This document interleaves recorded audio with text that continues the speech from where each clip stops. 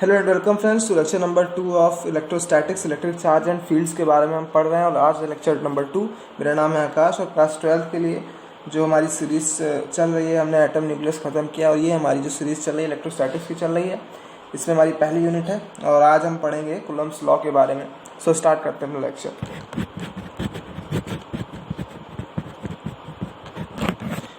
आपको यहाँ दिख रहा होगा कि मैंने दो चार्ज लिए हुए हैं, एक चार्ज Q1 है, एक Q2 है। ठीक है, चार्ज बॉडीज़ हैं आपस में और ये कुछ डिस्टेंस पे रखी हुई हैं। मान लेते हैं उनके बीच के डिस्टेंस R है।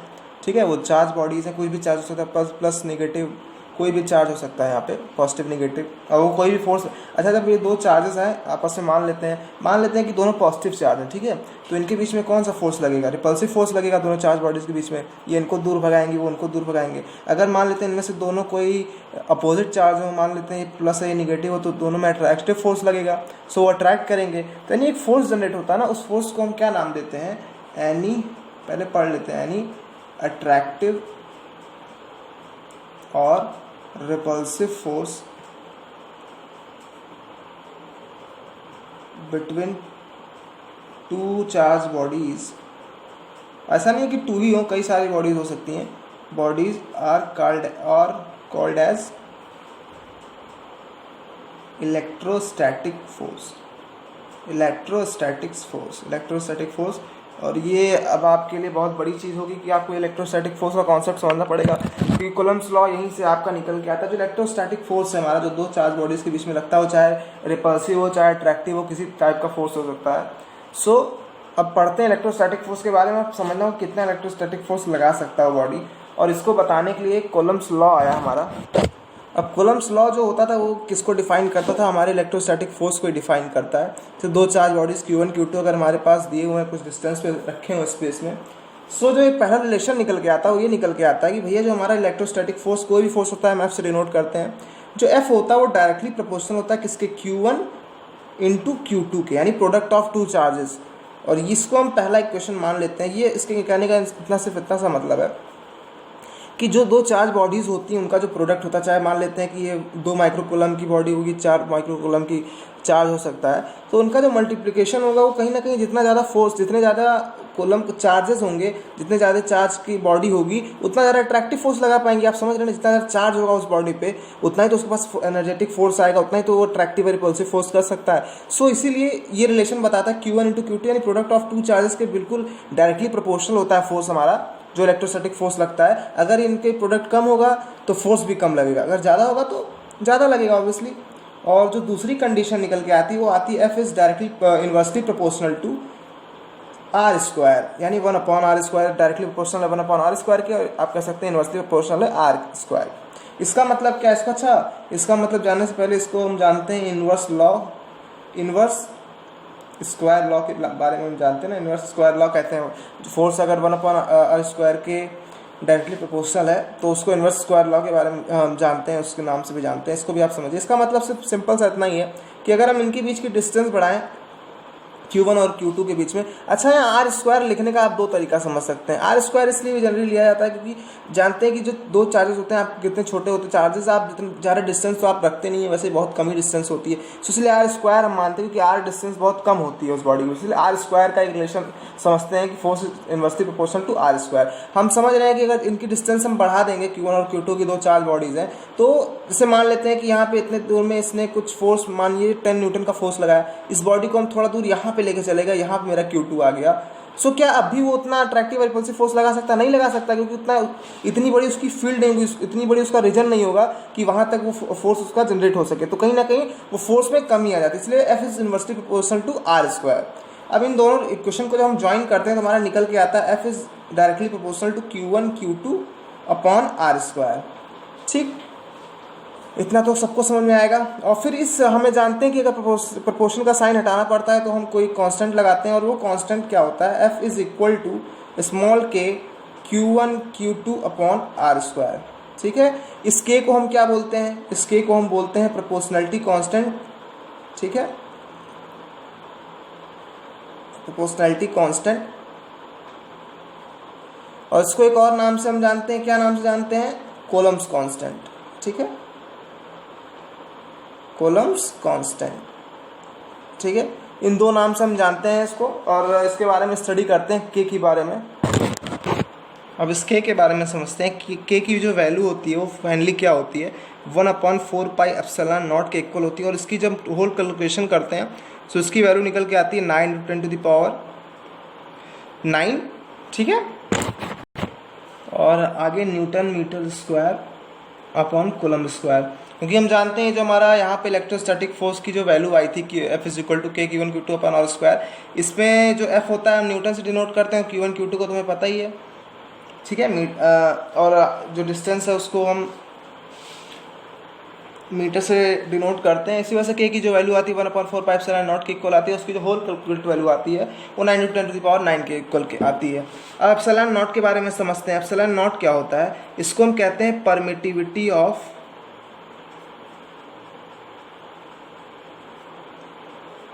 फ्री स्पेस, ठीक है। परमिटिविटी ऑफ फ्री स्पेस, इसको समझते हैं।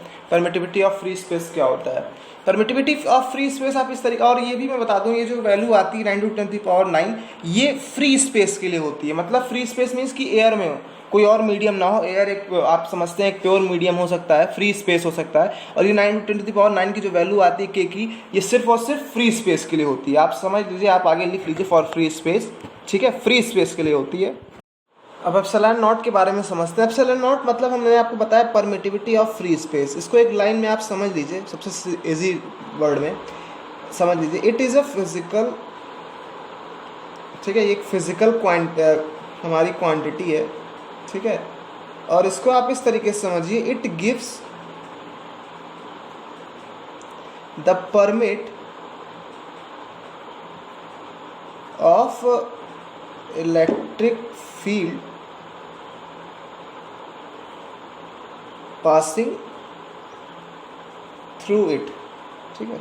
इसको आप समझिए, मतलब सिर्फ इतना है कहने का कि जो एप्सिलॉन नॉट होता है वो सिर्फ और सिर्फ परमिट करता है कि जो इलेक्ट्रिक फील्ड यहाँ पे जनरेट होती है, इलेक्ट्रोस्टैटिक फोर्स जनरेट होता है दोनों चार्जेस के बीच में, उनको कितना क्वांटिटी में वो इलेक्ट्रिक फोर्स या फिर आप कह सकते हैं इलेक्ट्रिक फील्ड को वो ट्रांसफ़र करेगा उस मीडियम में, उतना ज़्यादा फोर्स वो एग्जॉस्ट कर पाएगा, ठीक है। अगर कोई दूसरा मीडियम आता है तो कम हो जाएगा, कहीं ना कहीं जैसे वाटर ले लें तो उसमें मीडियम में कमी, तो उसकी परमिटिविटी कम हो जाएगी, ठीक है। जब परमिटिविटी कम हो जाएगी तो आपको यहाँ पे एप्सिलॉन नॉट बदल के यहाँ पे हो जाएगा, एप्सिलॉन नॉट की वैल्यू जो होती है वो बदल के एप्सिलॉन हो जाती है। इसको आप EM भी कह सकते हैं, लेकिन आप जनरली EM ना पढ़िए, आप एप्सिलॉन नॉट इसको कहते हैं। और एप्सिलॉन होता है किसी पर्टिकुलर मीडियम के लिए अगर होता है।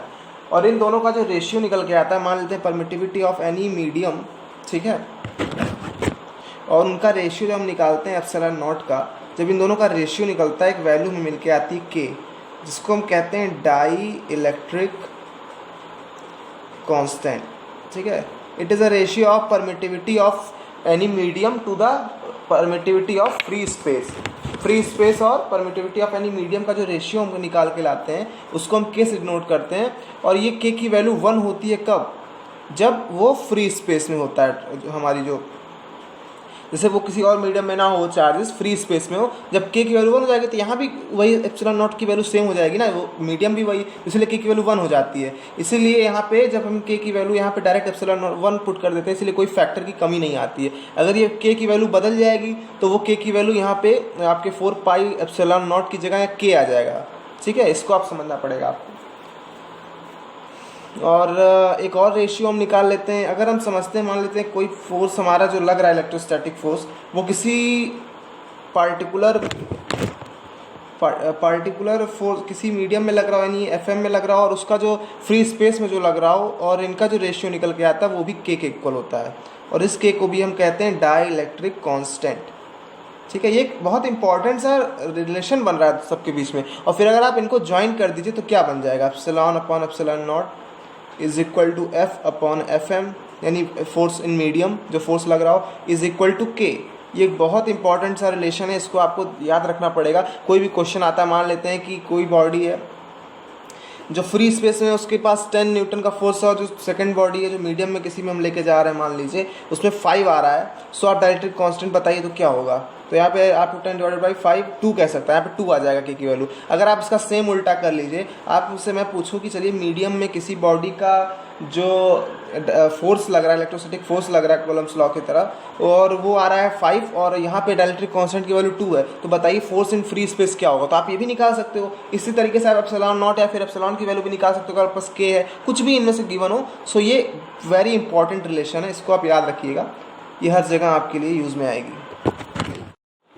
अब यहाँ पे अपना नेक्स्ट टॉपिक शुरू करते हैं, Coulomb's law in vector form. Vector form में क्या होता है चीज़ों को, वेक्टर मीन्स आप समझते हैं डायरेक्शन, जहाँ पे आपको दिख जाए vector quantity, magnitude as well direction. So ऐसा लॉ मतलब Q1 Q2 अपन और स्क्वायर हमने पढ़ा है अभी कूलम्ब्स लॉ, और इसमें कैसे उसको अप्लाई कर सकते हैं वेक्टर फॉर्म यानी विद डायरेक्शन। सो इसको हम देखते हैं, चलते हैं देखते हैं और समझते हैं कि यहाँ पे Q1 Q2 दो चार्जेस रखे हुए हैं, कुछ भी हो सकते हैं, पॉजिटिव नेगेटिव कोई भी चार्ज हो सकते हैं, और उनके बीच की जो डिस्टेंस होगी फिर से हम मानते हैं R है, ठीक। अच्छा मैं आपसे ये कहूँ इसमें कि भैया आप बताइए, अच्छा मैं सिंपली बात करते हैं Q1 से Q2 तक की अगर मैं कहूँ ठीक है R डिस्टेंस है, लेकिन आप इसको वेक्टर में बताइए और मैं पूछूं कि इसकी पोजीशन आप Q2 की बताइए Q1 के रिस्पेक्ट में, और इसकी जो पोजीशन बताइए आप वेक्टर फॉर्म में बताइए। सो आप ये कहेंगे ना कि देखिए जो हमारा वेक्टर, पहले वेक्टर साइन आप लगाएंगे और इस रेडियस यानी इस डिस्टेंस को आप कैसे लिख पाएंगे, इसको आप लिखेंगे R और फिर ऑन 2 यानी सेकंड पे इसकी पोजीशन में बतानी है 2 और फ्रॉम 1 यानी Q1 से, तो हम लिख सकते हैं ना R21। ये समझ रहे हैं, R21 का मतलब है 2 फ्रॉम 1, मतलब सेकंड Q2 की डिस्टेंस हम बता रहे हैं और फ्रॉम 1 से यानी Q1 से, ठीक। आप इस तरीके से समझ सकते हैं R21 की जो वेक्टर हो रहा है वो कहाँ से निकल के आ रहा है। और हमें ये भी पता है कि जो हमारा R21 होता है, जो हमारा R21 हो सकता है उसको हम इस तरीके से लिख सकते हैं ना, vector R21 is equal to unit vector 21 with magnitude, आप लिख सकते हैं ना मैग्नीट्यूड में अगर इसको, और यही हमें इक्वेशन पता भी है कि अगर वेक्टर का जो हमने बहुत पढ़ के रखा है, vector R21 is equal to unit vector into magnitude. अब थोड़ा सा और आगे चलते हैं और इसके नेचर के बारे में समझते हैं, Q1 Q2 का जो डायरेक्शन लगेगा यहाँ पे उसको समझते हैं। फिर से वो चार्ज बनाते हैं Q1 Q2 का। अच्छा मैं आपसे कहूँ कि यहाँ पे Q1 भी कोई फोर्स लगा रहा होगा ना, Q2 पे लगा ही रहा होगा, क्योंकि अगर ये मान लेते हैं कि सेम चार्जेस होंगे Q1 Q2, मान लेते हैं पॉजिटिव पॉजिटिव या फिर निगेटिव निगेटिव, सो इनका जो फोर्स का डायरेक्शन होगा, मानते हैं Q1 का डायरेक्शन में बताना है, ठीक है। Q1 का डायरेक्शन क्या होगा, कुछ इस तरीके से इधर होगा ना, मतलब फोर्स मेरा किधर लगेगा, इधर लगेगा, रिपल्सिव फोर्स इधर ही तो जाएगा, ये रिपल्सिव फोर्स ही तो है। अगर दोनों सेम चार्जेस हो गए सो रिपल्सिव फोर्स यहाँ पे जनरेट हो जाएगा। और फिर आप अगर इस फोर्स को आप डिनोट करोगे तो आप क्या लिखोगे, फोर्स ऑन 2 ड्यू टू 1। इसको आप ध्यान में रखिएगा, जो वैल्यू आपकी पहले लिखी जाएगी, F21 लिखा है ना, इसका मतलब है कि force on charge Q, charge 2 यानी सेकंड चार्ज है ना 2 बाई 1, यानी F21 का मीन्स कि जो दूसरे चार्ज पे जो हमारा फोर्स लग रहा हो फ्रॉम 1 से। अगर यहाँ पे 1 2 होता तो इसका मतलब होता कि फोर्स ऑन 1 ड्यू टू 2 यानी सेकंड चार्ज पे से जो यहाँ पे फोर्स, तो हम यहाँ पे F21 लिखें और इसकी डायरेक्शन क्या होगी, कुछ इस तरफ ही होगी ना, ये तो आपको दिख ही रहा है। अब अगर मैं कहूँ कि चलिए नहीं भैया ये जो चार्जेस हैं सेम चार्ज नहीं है, सेम टाइप के चार्ज नहीं है, अपोजिट चार्ज है, तो अगर मैं कहूँ फिर Q1 क्या चार्ज लगाएगा Q2 पे, फिर ये लगाएगा अट्रैक्टिव फोर्स, ये अट्रैक्ट होंगे और फिर कहीं ना कहीं फोर्स इस तरफ लगेगा ना। सो मैं आपसे कहूँ कि चलिए आप बताइए F21 पे टोटल फोर्स लग कितना रहा है, ठीक है। अब कैसे लग रहा है आप कैसे बता पाएंगे क्या कि कुल मिला के जो वेक्टर फॉर्म में जो हमारा फॉर्मेशन हो रहा है दोनों फोर्सेस का वो किस तरीके से हो रहा है। सो फिर से कूलम्ब्स लॉ हम लिखते हैं, F21 क्योंकि हमें डायरेक्शन बतानी है, कूलम्ब्स वेक्टर फॉर्म में लिखना है ना, तो F21 समझते हैं कि अब बताइए कि यहाँ पे जो Q2 पे जो चार्ज जो हमारा फोर्स लग रहा है ड्यू टू 1 से, तो हम इक्वल टू लिखते हैं 1/4 पाई एप्सिलॉन नॉट में, तो कोई दिक्कत नहीं है। Q1 Q2 अपॉन R², इसमें भी कोई दिक्कत नहीं है। अब अगर इसमें डायरेक्शन बतानी है कि फोर्स का डायरेक्शन क्या है, तो हम बता सकते हैं कि भैया यहाँ पे जो हमने भी दिखाया है कि डायरेक्शन क्या हो सकती है, R21 यानी सेकंड तक जा सकती है फ्रॉम 1 से, तो उसका मैं यहाँ पे लिख सकता है ना यूनिट वेक्टर R21, ठीक है। एक तो हमारा ये रिप्रेजेंटेशन होता है, इस तरीके से हम रिप्रेजेंट कर सकते हैं इन वेक्टर फॉर्म, ठीक है। और एक तरीका और हो सकता है, एक तरीका ये हो सकता है कि इसको जब हम R21 की वैल्यू निकालेंगे तो हमारा जो निकल के आएगा R21 की value, unit vector R21 is equal to क्या आ जाएगा हमारा, ये जो हमारा R21 आ जाएगा जो यूनिट वेक्टर में है वो आ जाएगा हमारा जो वेक्टर फॉर्म होगा R21, ठीक है। और हमारा जो नीचे आ जाएगा वो R आ जाएगा, क्योंकि मैग्नीट्यूड तो R ही है हमारा यहाँ पे, सो R आ जाएगा। अब इस इक्वेशन को, इस चीज़ को हम इसमें पुट कर दें, मान लेते हैं इसको फर्स्ट इक्वेशन, और इसको फिर हम पुट कर दें F21 इस वाले इक्वेशन में। सो हमारा इक्वेशन क्या निकल जाएगा, 1/4 pi epsilon not Q1 Q2 upon, अच्छा समझते हैं, ये R21 तो इधर आ जाएगा, ठीक है, लिख देते हैं R21, ठीक। अब क्या होगा, ये R मल्टीप्लाई हो जाएगा R स्क्वायर से, सो यहाँ पे जो हमारा इक्वेशन निकल जाएगा R³ हो जाएगा। ये भी एक तरीका होता है आपका वेक्टर फॉर्म में इक्वेशन को रखने का। सो आप इस तरीके से कूलम्ब्स लॉ को वेक्टर फॉर्म में आप रख सकते हैं विद डायरेक्शन। आप डायरेक्शन बता रहे हैं कि इसका डायरेक्शन क्या लग रहा है, यहाँ पे भी हमें पता चल रहा है कि डायरेक्शन कहाँ पे जा रही है, ये डायरेक्शन जा रही है ऑन टू फ्रॉम 1, यानी यहाँ पे मैंने दिखाया है 2 जा रही है, मतलब सेकंड चार्ज पे जा रही है। कहाँ से जा रही है, फ्रॉम 1 चार्ज से। और जो फोर्स लग रहा है वो कहाँ लग रहा है, सेकंड चार्ज पे लग रहा है ड्यू टू 1, यानी Q1 से लग रहा है। सो ये बिल्कुल जनरल सा रिप्रेजेंटेशन था, इसमें कोई दिमाग नहीं लगाना, ये ज़्यादा पूछा भी नहीं जाता, लेकिन फिर भी आपके कोर्स में है तो ज़रूरी है जानना। सो इसलिए यहाँ पे कूलम्ब्स लॉ। अब चलते हैं सुपरपोजिशन पढ़ते हैं। अब चलते हैं अपना नेक्स्ट टॉपिक समझते हैं, सुपरपोजिशन प्रिंसिपल क्या होता है। सुपरपोजिशन प्रिंसिपल बेसिकली आप इस तरीके से समझ सकते हैं कि कई चीज़ें सुपर इम्पोज हो जाती हैं जब। सो मान लेते हैं इसको, आप इतने डिफ़िकल्ट टर्म में ना समझ पाइए तो मैं बताता हूँ आपको, सिंपली समझते हैं इस चीज़ को। मान लेते हैं हमारे पास कई सारे चार्ज हैं, मान लेते हैं Q1 है यहाँ पे रखा हुआ, यहाँ पे Q2 रखा हुआ है, यहाँ पे Q3 रखा हुआ, कोई भी चार्ज हो सकता है, Q4 रखा हुआ है, यहाँ पे इतने सारे चार्जेस हैं, ठीक है। और इन 4 चार्जेस के बीच में फंसा हुआ मेरा प्यारा सा एक छोटा सा चार्ज है Q5, ठीक है। अब मैं आपसे कहूँ कि देखिए आपको दिख भी रहा है कि सभी Q1 Q2 Q3 Q4 से बिल्कुल से सराउंडेड है ये हमारा Q5 छोटा सा चार्ज जो है, ठीक है। अब मैं आपसे कहूँ कि बताइए आपको, अगर मैं नेट फोर्स पता करना चाहूँ कि भैया यहाँ पे कितने सारे फोर्सेस यहाँ पे लग सकते हैं, क्योंकि यहाँ पे कई सारे चार्जेस हैं, और मैं एक बात पूछूंगा आपसे कि भैया इलेक्ट्रोस्टैटिक फोर्स ऑन Q5 क्या हो सकता है। सो आप बिल्कुल कहेंगे कि भैया ये Q3 भी इसके ऊपर फोर्स लगाएगा, ये Q4 भी इसके ऊपर फोर्स लगाएगा, ये Q2 भी इसके ऊपर फोर्स लगाएगा, और Q1 भी फोर्स लगाएगा, क्योंकि एक ही सेम जगह पे चारों चार्जेस को सराउंडेड किए हुए हैं, सराउंडिंग में इनके, तो सभी एक दूसरे को फोर्स लगाएंगे, चाहे वो रिपल्सिव हो चाहे वो अट्रैक्टिव हो, ये मैटर नहीं करता। लेकिन यहाँ पे ये दिख रहा है कि भैया ये सारे चार्जेस लगाएंगे। सो मैं आपसे कहूँ कि एफ नेट आप बताइए क्या होगा, एफ नेट मीन्स कि टोटल चार्ज क्या होगा। सो आप क्या बताओगे, वेक्टर फॉर्म में बताओगे एफ नेट। अब क्या हो सकता है, ये हो सकता है, मान लेते हैं ये चार्ज Q5 है, सो हम कह सकते हैं कि charge on force on 5 due to 1 plus force on 5 due to 2 plus force of 5 due to 3 and plus force of 5 force on 5 due to 4, यानी सारे चार्जेस का अगर हम फोर्स जितने लग रहे हैं उनको सम करेंगे तभी तो हमारा पता चलेगा कि टोटल एफ नेट कितना लग रहा है, कितने फोर्सेस आखिर इनके ऊपर लग रहे हैं, किस Q5 के ऊपर कितना फोर्स टोटल लग रहा है। सो एफ नेट निकालने का ये तरीका है कि आप जितने भी चार्जेस उसके सराउंडिंग में हो सारे का फोर्स निकालिए, फिर आपको पता चलेगा कि ये मेरा पर्टिकुलर चार्ज Q5 है, ये टोटली कितना चार्ज एक्सर्ट कर रहा है, सिंपली। और एक चीज़ आप लिख लीजिए कि सुपरपोजिशन जो लगती है फ्रॉम मैनी चार्जेस, आप इस तरीके से समझ सकते हैं कि कई सारे चार्जेस होते हैं, इन्हीं से लगता है। कई सारे चार्जेस जब आपके पास गिवन होंगे तभी आपका सुपरपोजिशन प्रिंसिपल आपका काम करता है। इस पर ज़बरदस्त क्वेश्चन लगाते हैं, फिर आपको समझ में आएगा चीज़। और वहाँ पे कूलम्ब्स लॉ भी लगेगा, सारा क्योंकि कूलम्ब्स लॉ से ही तो फोर्स निकलेगा हमारा। तो एक ऐसा क्वेश्चन लेते हैं कि सभी कॉन्सेप्ट आपके कंप्लीट हो जाए। अब यहाँ पे एक छोटा सा क्वेश्चन सॉल्व करते हैं, इस तरीके से समझते हैं। हमारे पास 3 चार्जेस गिवन है, +2 माइक्रोकूलम का, +3 माइक्रोकूलम एंड +4 माइक्रोकूलम। ये जो सभी हैं इक्विलेटरल ट्रायंगल फॉर्म में रखे हुए हैं, ट्रायंगल के शेप में, और इनके बीच में डिस्टेंस क्योंकि इक्विलेटरल ट्रायंगल है सो इनकी डिस्टेंस भी सेम है, 2 मीटर की डिस्टेंस पे ये सभी चार्जेस एक दूसरे पे रखे हुए हैं, ठीक है। अब मेरा जो क्वेश्चन आया वो ये आया कि find charge on +4 microcoulomb due to these 2 charges, यानी हमें इस पॉइंट पे चार्ज निकालना है, टोटल फोर्स निकालना है। कि अब हमें चार्ज तो पता ही यहाँ पे +4 माइक्रोकूलम लग रहा है, सो हमें यहाँ फोर्स अब निकालना है कि भैया बताइए ये दोनों चार्जेस जो हमारे गिवन है +2 माइक्रोकूलम +3 माइक्रोकूलम, अब ये दोनों चार्जेस कितना फोर्स लगा रहे हैं इकट्ठे, क्योंकि हमने सुपरपोजिशन में भी देखा है, यहाँ पे ही देखा है कि जो सारे चार्जेस थे वो सभी मिलके इस पे फोर्स लगाते थे, तो सेम फोर्स यहाँ भी लगेगा क्योंकि दोनों चार्जेस यहाँ पे सिस्टम में है और ये सिस्टम में तीसरा चार्ज भी हमारा +4 माइक्रोकूलम का।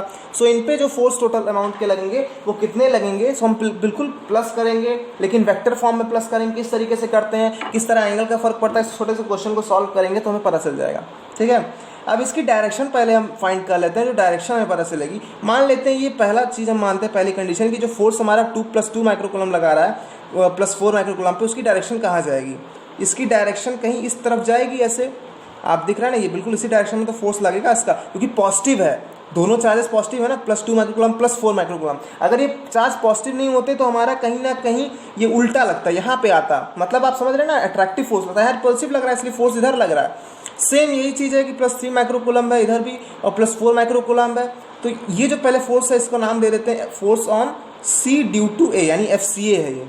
ठीक है, FCA आप समझ सकते हैं, force on C due to A। अब FCB निकालते हैं, यानी force on C due to B। So इसकी जो डायरेक्शन होगी कहीं इस तरह इधर जाएगी, क्योंकि दोनों ही हमारे क्या हैं, पॉजिटिव चार्ज है, तो इसका जो डायरेक्शन जाएगा FCB। ठीक है, इस इतने चीज़ों को आपको समझना होगा।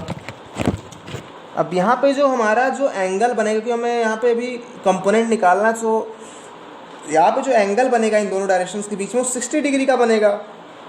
क्यों बनेगा, क्योंकि मैथमेटिकल है, यहाँ पे भी 60 डिग्री आपका बनेगा, क्योंकि इक्विलैटरल ट्रायंगल है, सभी जगह 60 डिग्री और यहाँ भी 60 डिग्री बनेगा।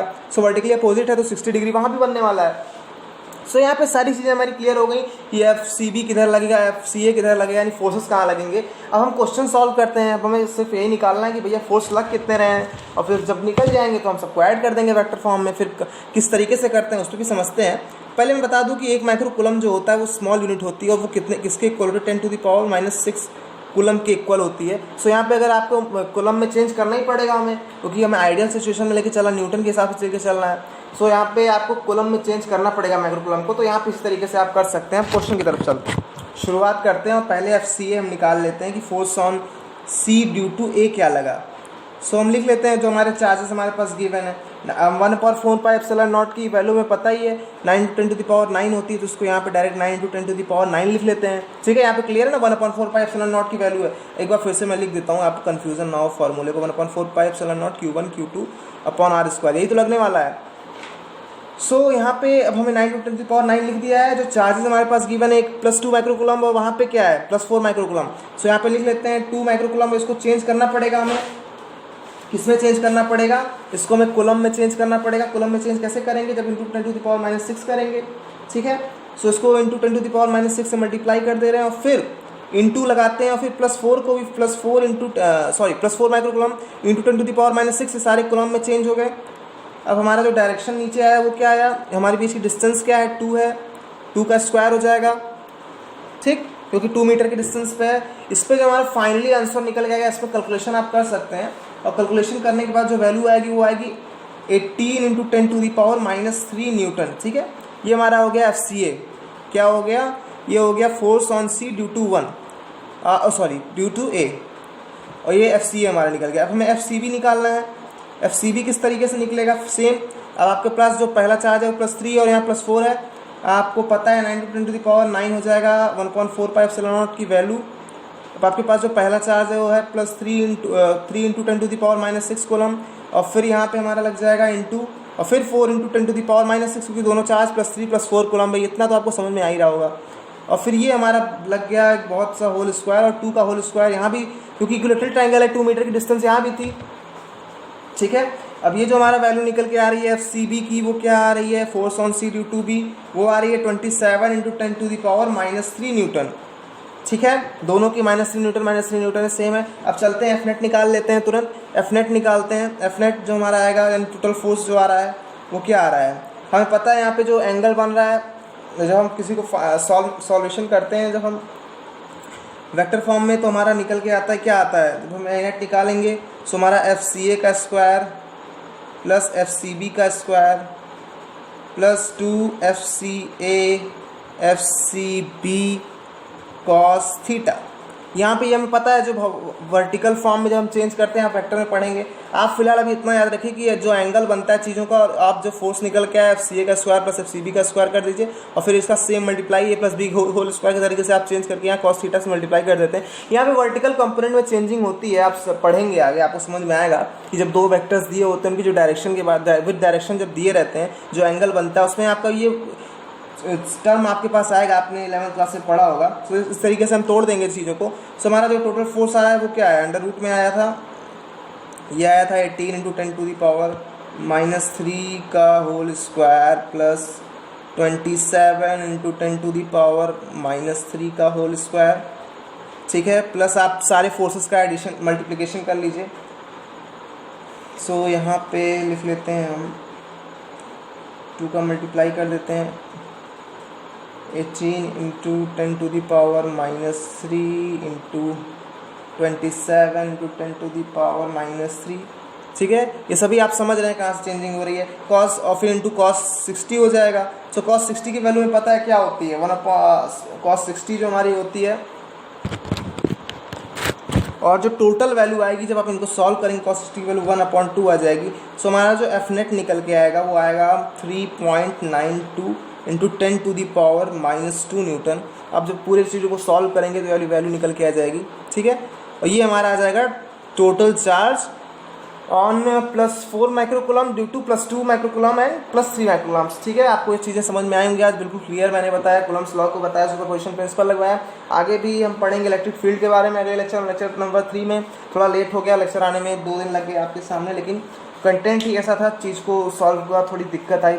और फिलहाल आपका कोर्स फिर से समय पे आपको मिलेगा, और मिलते हैं अगले लेक्चर में, लेक्चर नंबर 3 में। तब तक लाइक कमेंट सब्सक्राइब अगर आपको अच्छा लगे तो ही करिए, और stay at home, stay fit and stay safe. फिर से मिलते हैं गैस।